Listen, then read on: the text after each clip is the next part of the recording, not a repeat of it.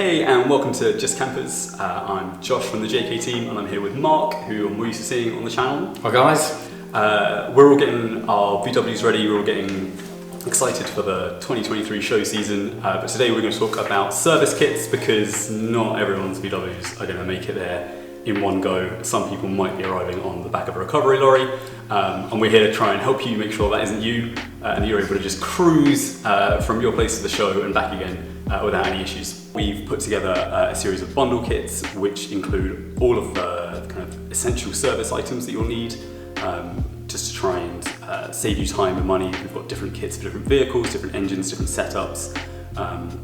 You can save anywhere between kind of £3 and £33 just by getting them all in one order, one click.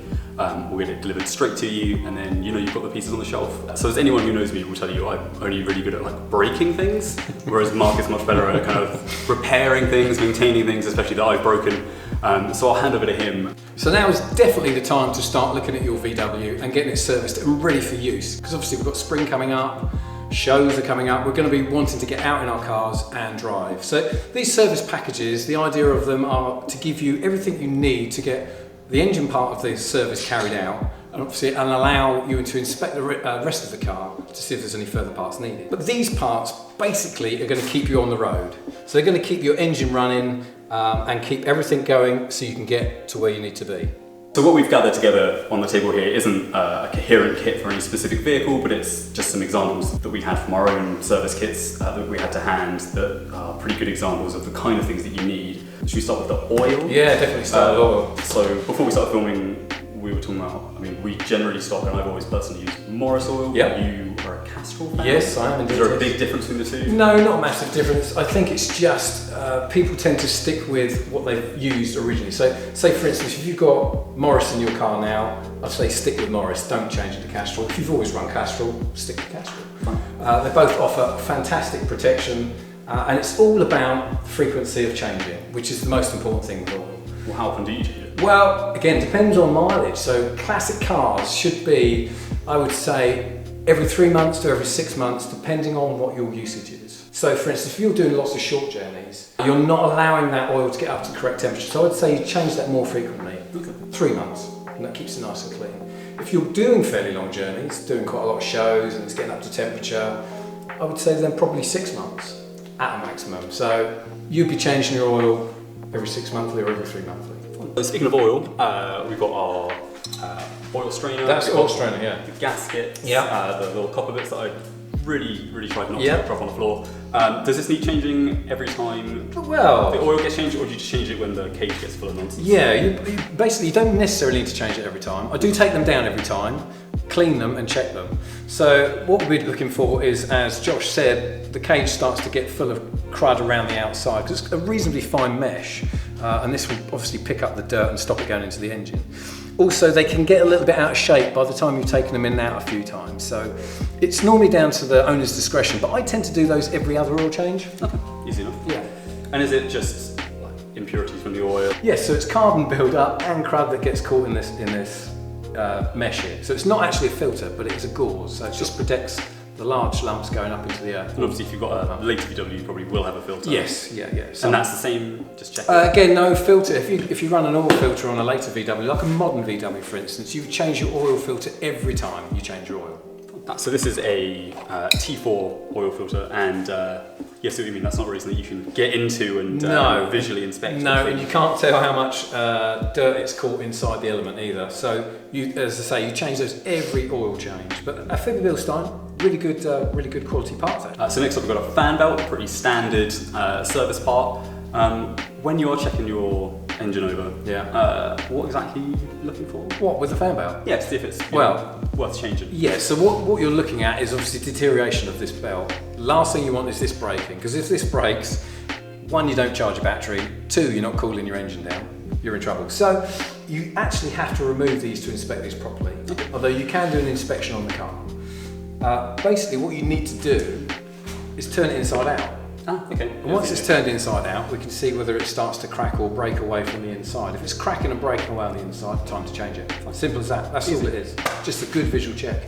It's up another core item for any service, and something that should be fairly easy to tell if it's busted. Yeah, definitely. Again, this should be checked on every service, whether it's 3 monthly, 6 monthly, or yearly. It should be checked every time. And you literally just pop the little clips off that hold the caps on.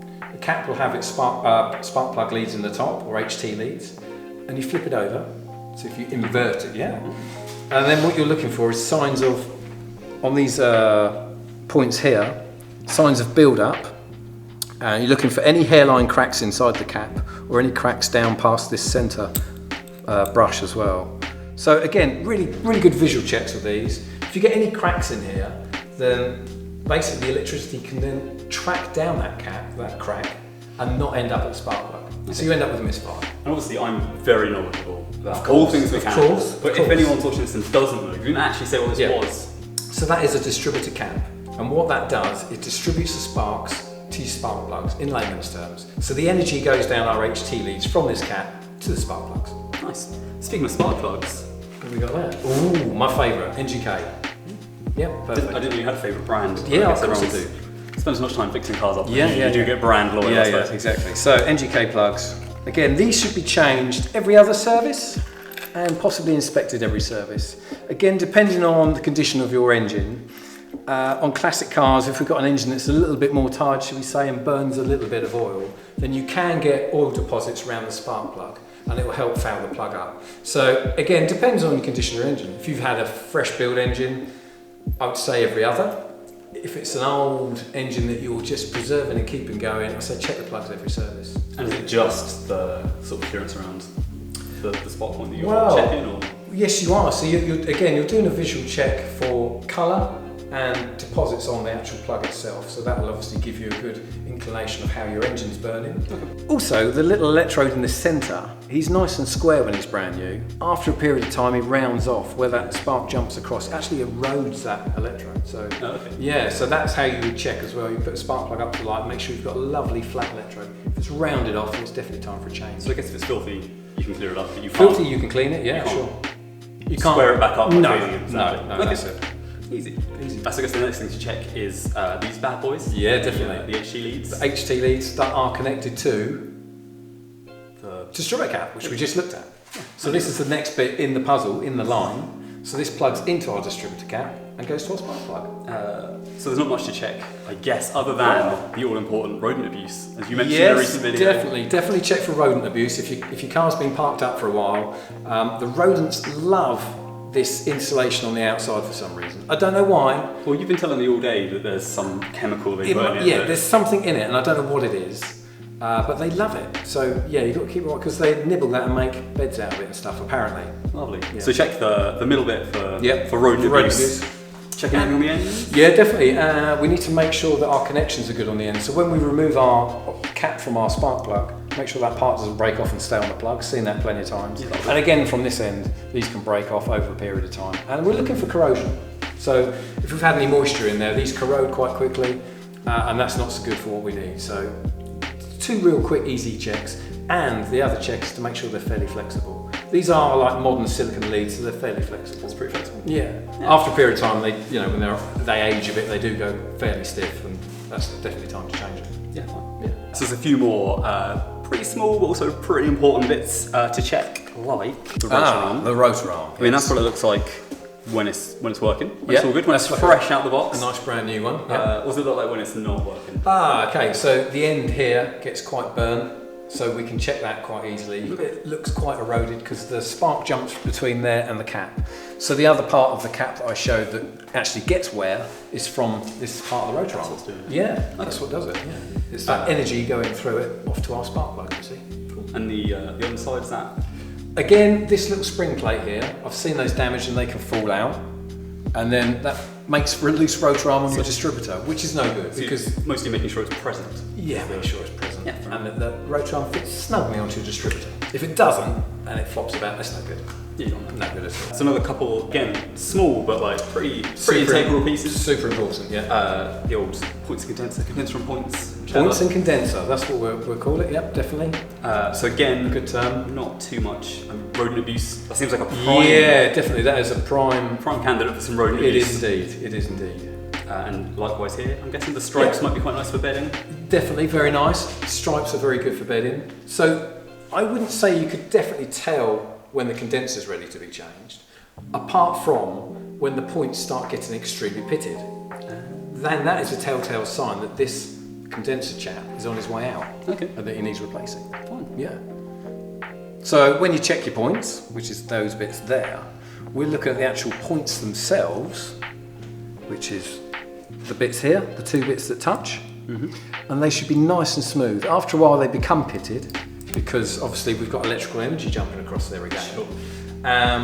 When that is at fault, that electrical energy isn't controlled, so it can spike. Right. And that's what causes the erosion of the actual points themselves. So yeah, if you've got a severely eroded set of points, pop a condenser on as well to be sure.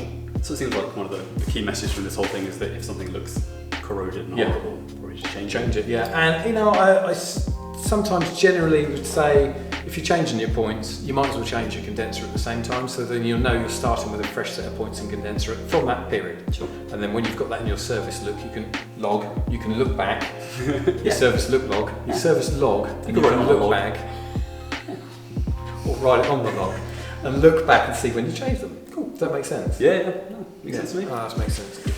It's a sun plug.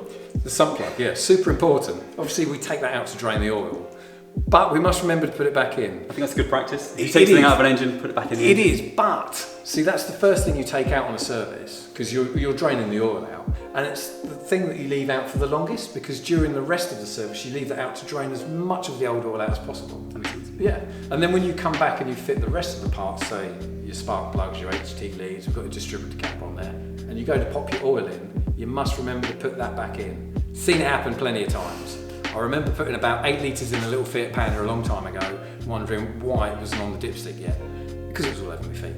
Anyway, the idea is remember to put that in, and a new one is paramount if it's obviously chewed up and it doesn't tighten up very nicely.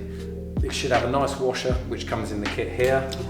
So this is a crush washer, as you can see it's hollow, and that fits on to our nut, onto a sump plug like that. Job done, and it seals up.